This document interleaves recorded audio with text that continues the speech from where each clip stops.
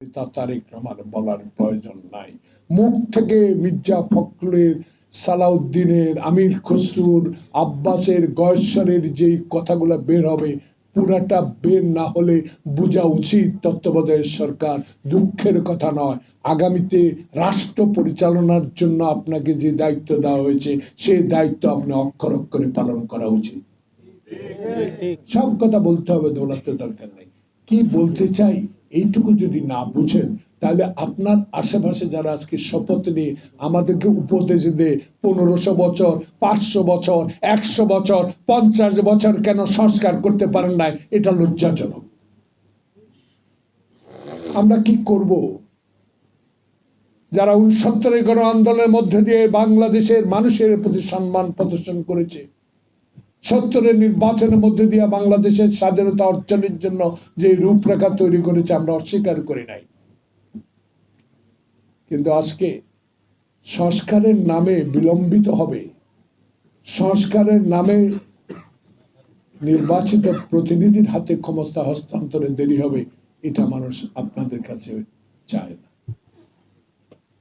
তাই স্পষ্ট প্রেস সচিব কি বললেন, মাননীয় প্রধান উপদেষ্টা কি বললেন, আমরা উপদেষ্টার কথাই শুনব। অনুগ্রহ করে রোড ম্যাপ সুনির্দিষ্ট দিয়ে দেন, নির্বাচনের তারিখ ঘোষণা করে দেন। কে কি বললো এটাতে কিছু আসে যায় না, জনপ্রতিনিধিরাই ঠিক করবে কোনটা পুরোপুরি সংস্কার হবে, কোনটা হবে। তা আপনাদের দায়িত্ব অপরিসীম। দেখেন চক্রান্ত কিন্তু শুরু হয়েছে, শুরু হয়ে গেছে। স্বাধীনতার বিজয় দিবস মোদী পালন করে, অদ্ভুত। আরে হেলিকপ্টার চললো সেদিন, আমরা জানি খোকার নেতৃত্বে আমরা আশেপাশেই ছিলাম, অনেক জীবিত আছে ইশতিয়াক, আমার মুক্তিযোদ্ধার সেক্রেটারি সাদেক খান। ওসমানী কেন আসলো না, ইতিহাস বের করতে হবে। ওসমানীর হেলিকপ্টার কেন খারাপ?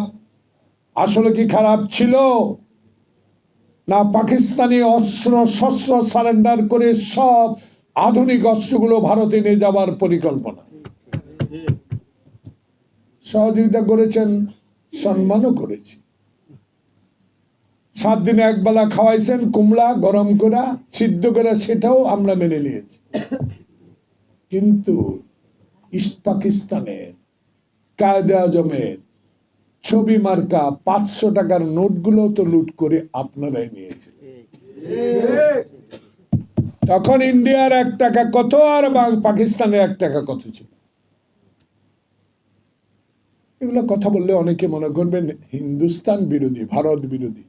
ভারত বিরোধী তো অবশ্যই করব, যে ভারত আমাকে সমর্থনের নামে আমার দেশের সম্পদ লুট করে নিয়ে যাবে, আমার দেশের গণতন্ত্র হত্যা করবে, আমার দেশের অন্য দলকে জোর করে নির্বাচনে আনবে, তার বিরোধিতা তো বাংলাদেশ জাতীয়তাবাদী দলে করবে। অনেকে করবে। 2014 সালে সে হাসপাতালের এরশাদের করুণ কাহিনী আমার মনে আছে। দস্তখত নাই, এমপি হয়ে গেল। সাংবাদিক বন্ধুগণ, আজকে তাই অনেক কথা বলতে হয়, বলার প্রয়োজন নেই, কারো মনে কষ্ট দিতে চাই না। দয়া করে সোজা হয়ে যান, হিন্দুস্তান ভারতের উদ্দেশ্যে বলুন। ওই মমতা দিদি কি বললেন, মোদী কি বললেন, বিজয় দিবস কি বললেন, কে পালন করবে, কিচ্ছু আসে যায় না। আমি একদিন বলেছিলাম আগরতলায় লং মার্চ করেছে 3টি সংগঠন, আরে আগরতলার পাশে ব্রাহ্মণবাড়িয়াই যথেষ্ট আপনাদেরকে টাকা পাচ্ছে। বাংলাদেশের মানুষ এখন অনেক সচেতন, গরিব হতে পারে, মনটা এত বড়। দয়া করে এসব কথাবার্তা বন্ধ করেন। ফেলানির ঝুলন্ত লাশও আমরা দেখেছি, প্রতিদিন গরু আনার নামে মানুষকে হত্যা করছে, সেটাও জানি। সারা খাতুনের বক্তব্য আমার মনে আছে। পার্লামেন্টে শেখ হাসিনা আজকে ভারতে বসে আরামসে সকালে কফি খান আর মাঠে হাঁটেন, পার্কে হাঁটেন, থাকেন না, আরাম করে থাকেন। বাংলাদেশে আপনাকে আসতেই হবে, বিচারের সম্মুখীন আপনাকে হতে হবে। কোন শক্তি আল্লাহ রসুল ছাড়া নাই। আয়না করে একদিন হলো আপনাকে নিতে হবে। আপনি খালেদা জিয়াকে যদি জেলখানে রাখতে পারেন, আপনাকেও কাশিমপুর যেতে হবে। তাই মোদি, মমতা, প্রিয়ঙ্কা পার্লামেন্টে কি বললেন, নাকি নির্যাতন করি আমরা এই দেশে হিন্দুদের উপর। তোবা।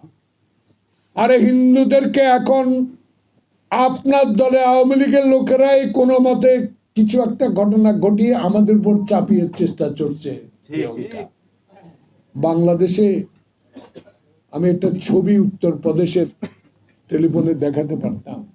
জুমার নামাজ শুক্রবার, জাগা হয় না, ছোট্ট মসজিদ, রাস্তার উপরে জানামাজ পড়ে নামাজে লাথি মেরে মেরে পুলিশ উঠায় দিচ্ছে।